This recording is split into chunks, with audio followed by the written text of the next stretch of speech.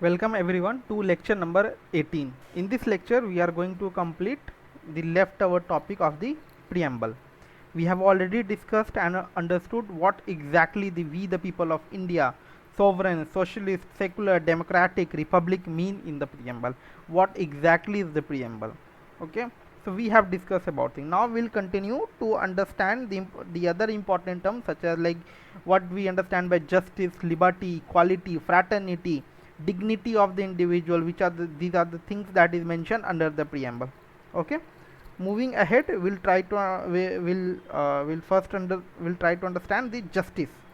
Okay, in the preamble the term justice is mentioned with respect to the social social economical and political and political. Okay, with these three aspects it is we have to get justice as per the preamble. Okay, so what does it mean? Social justice, a comprehensive form. This social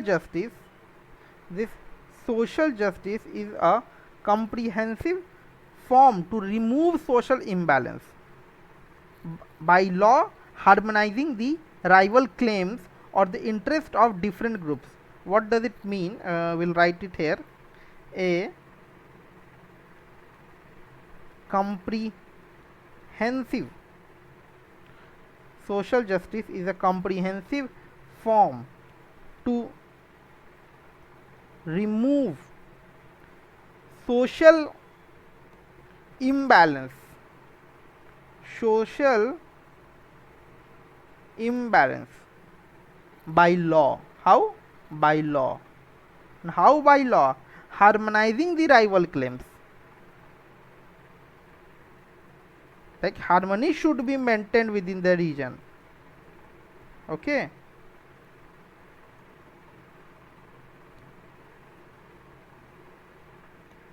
okay, harmonizing the rival claims or the interest of different groups or the interest of different groups. What does it mean? That a comprehensive form to remove social imbalance. This social justice means like this social justice is like whatever the within the society imbalance is there, those things we have to remove. And remove it means in the not in the form of revolution, by the law. By the law we have to remove. Okay, about the claims or the interest of the groups or any sections, group or section in the social structure. Within the social structure, or even there is a single individual, even if there is an individual or individual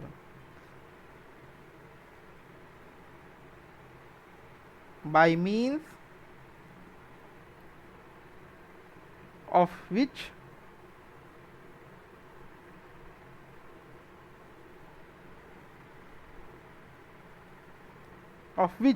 that person is alone, it would be possible to build a welfare society, by means of which a welfare society can be built up. Welfare society is built up. Okay, that we have to what does it exactly mean? This sentence is very complex. It looks like it is not following any grammar, not following any meaning, and in the word no, we have just I will break it through so that you will write the answer in your own words. Okay, social justice means like you have to provide this social justice. This means that we have to remove social imbalance within the society, that and within the society that can be a individual, or that can be a group, that can be individual, that can be a, and that can be a one small section also. We have to remove the social imbalance, and this removal of the social imbalance will be through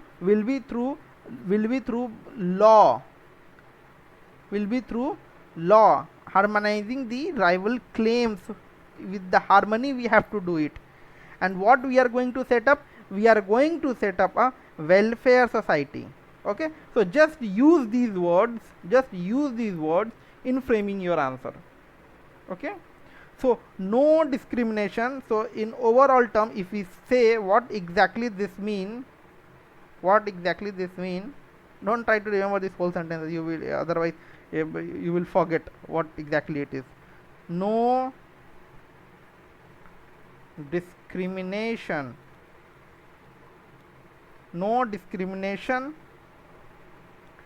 on the basis of what? On the basis of sex, caste and religion. Okay, this it means, this is what it mean by it. So social justice we have understand what exactly is that. Okay, now we'll try to understand the political justice.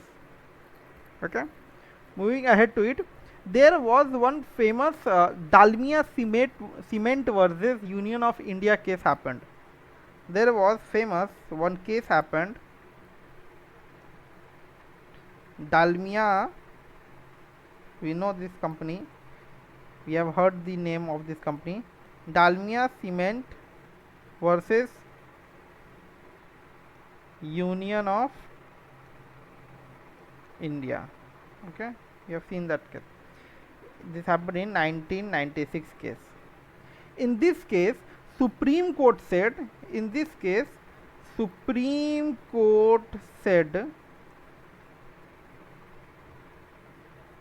that social justice is mentioned in our preamble, and it talks about the removal of social imbalance so that all people of our country live with harmony with each other.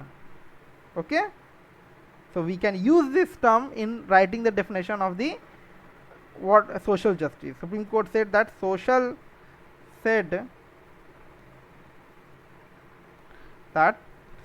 justice, that is mentioned in our preamble, talks about the removal of social imbalance so that all people of our country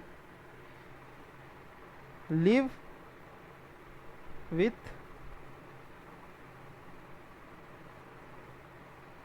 harmony with each other,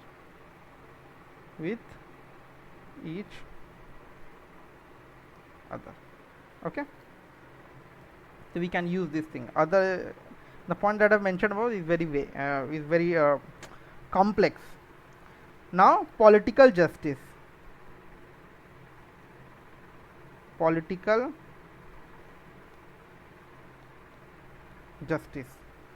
does it mean?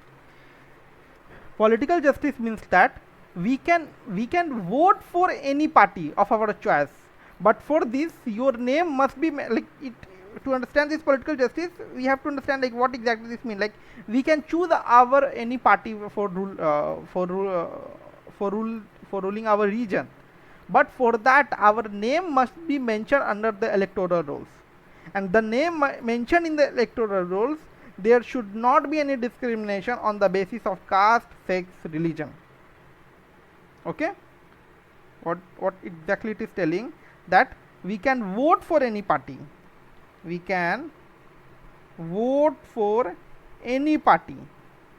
We can vote for any party. Now, and our name must be mentioned under the electoral rolls. Name must be mentioned under the electoral rolls. Now, and the condition for which the name will be mentioned, it should not be based upon any discrimination. Okay, and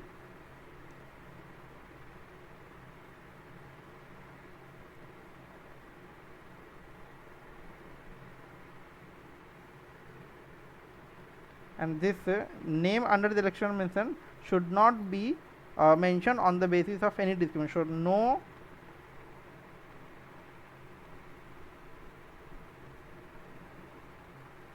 discrimination on the basis of caste, sex, religion, etc. Now, this is mean by political justice. Now we'll try to understand another important point within the political justice. Now it talks about further, this political justice talks about universal adult franchisee. Universal adult franchisee, that there is a right to vote for everyone. Political justice means that right to vote for everyone should be present. That's why then we are going to tell that political justice is present. Political justice is present. Okay, so we'll continue. There is a glitch in the tablet. We'll resume it soon. So yeah, we are back. Then one example we are going to see. One example we will see here. What example? There is a famous one case, Lily Thomas versus Union of India 2013. Very famous case. What happened inside this case? In this case, there is a through this case it came out. So there is a law. There is existing law. There is existing law. Representation of the People Act 1951. Okay, this is law, representation of the People Act of 1951, and this conducts a look upon all the elections. Okay, it looks upon all the elections.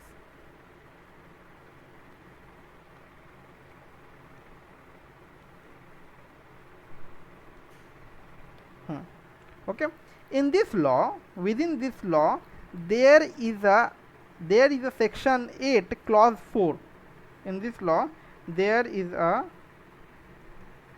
section 8 clause 4.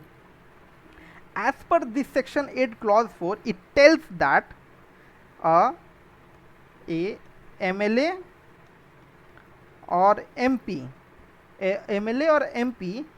even after conducting a crime, and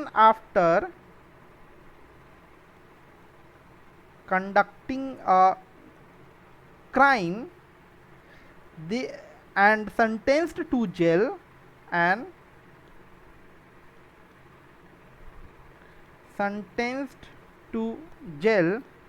by district court,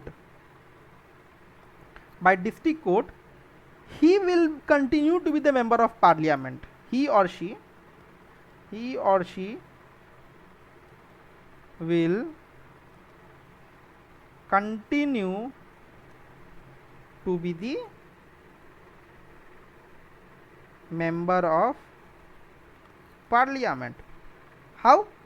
What this person can do? Let us suppose a person A is a MP, and he has conducted a crime, and he has been sentenced jail by the district court. Okay. Now he can appeal to the high court. He can appeal to high court. If let us suppose high court also gave the same judgment, then he can also appeal to Supreme Court also. But just think that the same person, a criminal, is sitting on the in the parliament to make a law for us, who has been convicted for a crime. Okay, like once it is convicted for a crime, a 3-month window period is left with him. A 3-month within the window period, he can appeal to this high court. Okay, and after that, again, if it is convicted, the same judgment is passed that he is sentenced to jail, then again he has or she has a 3-month window period to appeal in the Supreme Court, and that criminal is continued to be a law maker of the country. See how bizarre is this. This thing was present. Okay, so in this Lilly Thomas versus Union of India 2013, Supreme Court said that this section 8 clause 4 present under the Representation of the People Act is unconstitutional.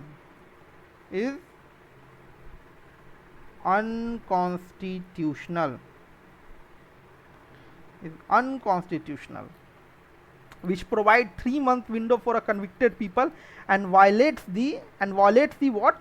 It violates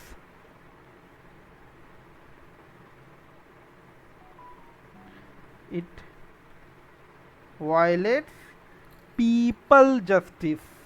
Okay, it violates political justice. It violates the justice for the people. That means on the date of conviction. Now, so from the date of conviction, that person will be disqualified from the member of legislative. Now, when this section has been removed, now from the day of conviction, that person will be disqualified.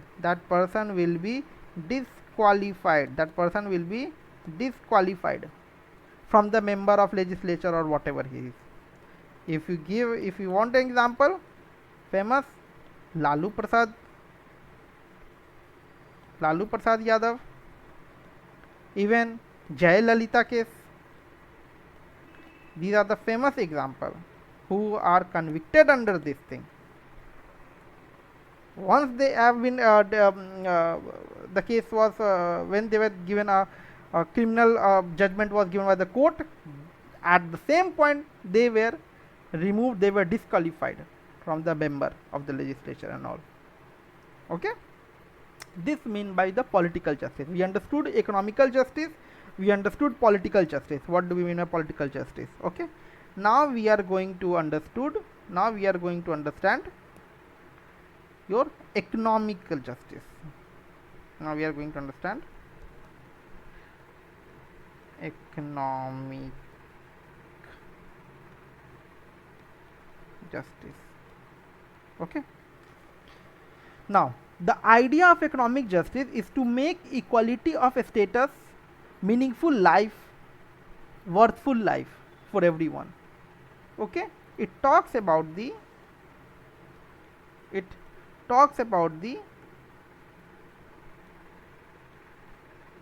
equality of status, justice, economical justice, equality of status, meaningful status,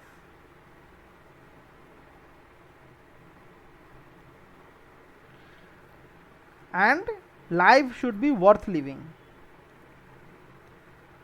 If that person is living the if that person is living his life, so his life should be worthy for living. Okay, it should not be living in a very depressed condition. Okay, that's what that exactly mean by the economical justice. In the economic, that person should get a justice. Okay, elimination of inequalities in wealth, income and property should be there. Elimination of inequalities in wealth, income and property should be there. No, there should be equality within the wealth and income. Now removal of inequality is the main goal of this preamble, but it doesn't mean that we are going to abolish any private property or we are going to snatch through it. It will be, whatever will be done, it will be done through the constitution, by the provisions of the constitution only. Okay, so removal of the inequality is main goal. Removal of inequalities is our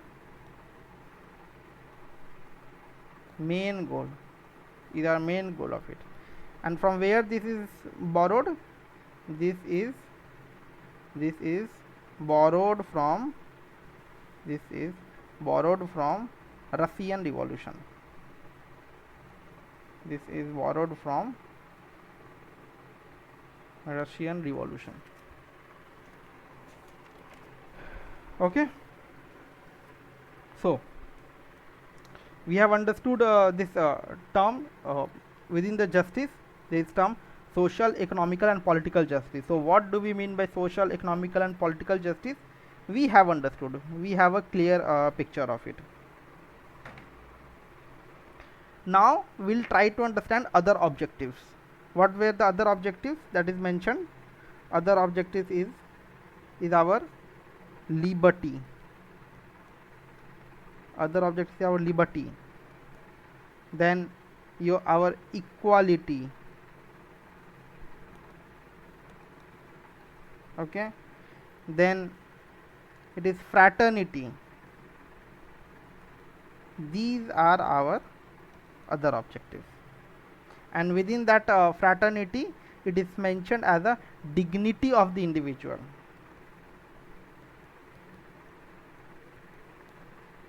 Dignity of the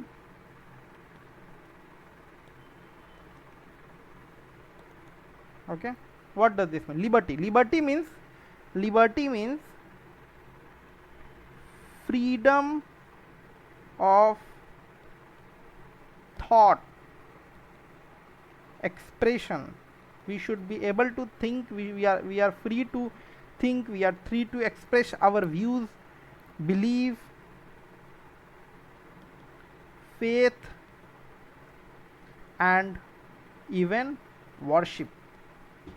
These things is not present in the China. Okay, liberty is there for us. Now what does it mean by equality? Equality means banishment of inequality. Banishment of inequality. It means that there should be absence of social privileges, okay, to any section of the society, to any section of society. Now fraternity, this is very we used to hear the term liberty, equality, but fraternity is different. What exactly does mean? Fraternity means like it gives us a feeling that we all are a son of the same soil, motherland. We all our mother is India. That it gives a feeling to us. Fraternity, it gives a feeling that we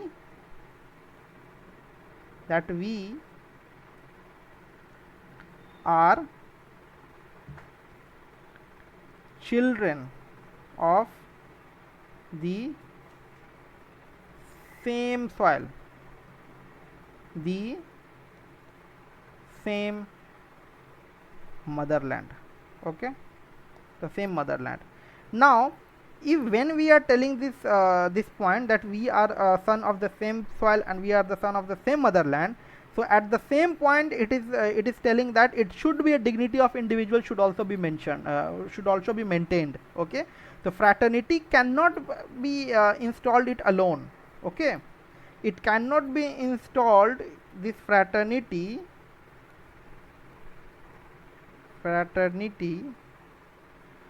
oh it is fraternity cannot be installed alone until and unless the dignity of its member is maintained. Okay, that exactly it means by it. So fraternity, and when we go through the preamble, we have seen, when we go through the preamble, we have seen that this thing is mentioned with fraternity assuring that the dignity of the individual and the unity and integrity of the nation. Fraternity means like we are the son of the same soil, and it can be maintained only with the dignity of the individual is maintained. Otherwise there is no use of this telling the fraternity, okay, we all are one and we are not respecting each other. No, then this fraternity will not be continued. Okay, this exactly is mean by the fraternity. Now the question arises, do preamble is a part of constitution? Do preamble is a part of constitution? No. Like two judgment are given under this aspect, so we'll discuss. Actually at the end it came into the conclusion that it is a part of constitution. Okay, so first there is a question that is preamble enforceable in the court of law? Can someone give a reference of a preamble within the court of law to prove his point? The big answer is no. Preamble is not enforceable within the court of law. We can't give a reference of a preamble to prove our points within the court. We have to go with the constitution, we have to show the acts, we have to show the rights which is mentioned under the constitution, and on that basis only judgment will be given. So thus preamble is not enforceable in the court of law. Okay, whenever there is a confusion within the constitution to understand any term, then court can refer this preamble. Preamble can't be taken as a reference to give any judgment. Alone it is. If it is only, it can be considered when there is a confusion in understanding the term related to any aspects that is mentioned under the constitution, and it is giving a very vague meaning. So on that case, in that case, court can refer the preamble to understand the meaning of it. Okay, so the first question, is preamble enforceable in the court of law? No, it is not enforceable in the court of law. Now second important thing, is preamble a part of constitution? Is preamble a part of constitution? So there is a story for that. Within the Berubari Union case, in Berubari Union case which happened in 1960, the judgment was given that no, preamble is not a part of the constitution. But later this judgment was reversed. Under which case? Under the Kesavananda. It is a very, you have to remember these two names. It is you have to remember anyhow. Kesavananda Bharti versus State of Kerala case in 1973. In this judgment, it was given that yes, preamble is a part of constitution. In the Berubari case, the Supreme Court held that the preamble was not part of the constitution, but later in the Kesavananda Bharti case, it declared that it is a part of the constitution. Why? Because it was enacted on the on the same day of the it is the last that is enacted within the constitution. It is the last thing that is added in the constitution. Preamble was enacted by the constitution. It was enacted. Preamble was enacted by the constituent assembly itself. Okay, and it was done after the rest of the constitution was already enacted. So it is the last item. It is the last item which was presented. Okay, so we'll go through the quick points. We'll go through the quick points for the preamble. First,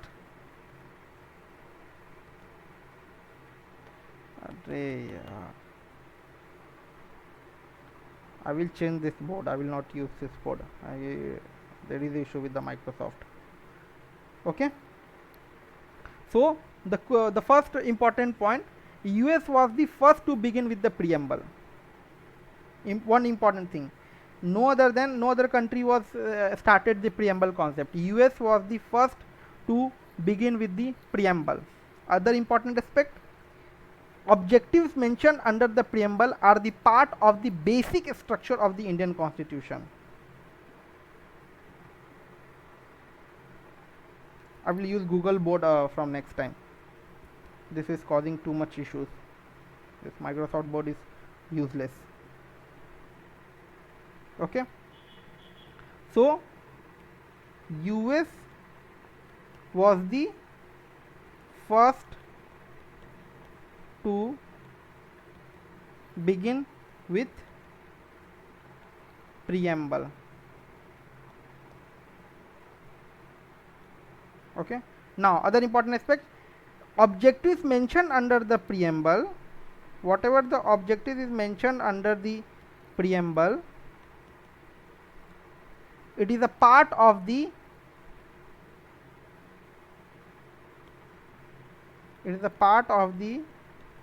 basic structures of Indian Constitution. Okay, another aspects, preamble aids the legal interpretation of the Constitution where the language is found to be ambiguous. We have already discussed, whenever court found difficulty in understanding the language present under the Constitution, if it is giving any vague type of knowledge, or there is a confusion on that part, or if it is very ambiguous, so in that case judge can use the preamble as a legal interpretation. Okay, and preamble by itself is not infeasible in a court of law, we have seen. Okay, so in KS Puttaswamy 2017, it asked Supreme Court whether right to privacy is a fundamental right or not within Article 21 in case, I am just giving one example, KS Puttaswamy, this is a recent case only, 2017. In this case, it was asked that whether right to privacy is a fundamental right or not. Okay, if that is present under the Indian Constitution. Supreme Court said, in that case they were confused whether we can give right to privacy a fundamental right or not. In that case, Supreme Court used preamble to understand it. Supreme Court uses the preamble as a philosophy. Supreme Court uses the preamble as philosophy and said that it harms the dignity of an individual, so right to privacy is a fundamental right under Article 21. It harms that we have just mentioned in the fraternity, dignity of an individual should be there. Okay, so if the dignity of the individual is connected with the right to privacy, okay, it is harming the dignity of the individual, thus right to privacy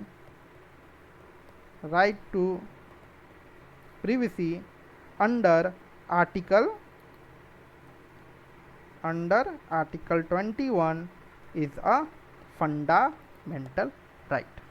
Okay, so this was all about under the preamble. We'll continue our sessions in the next lecture. Thank you.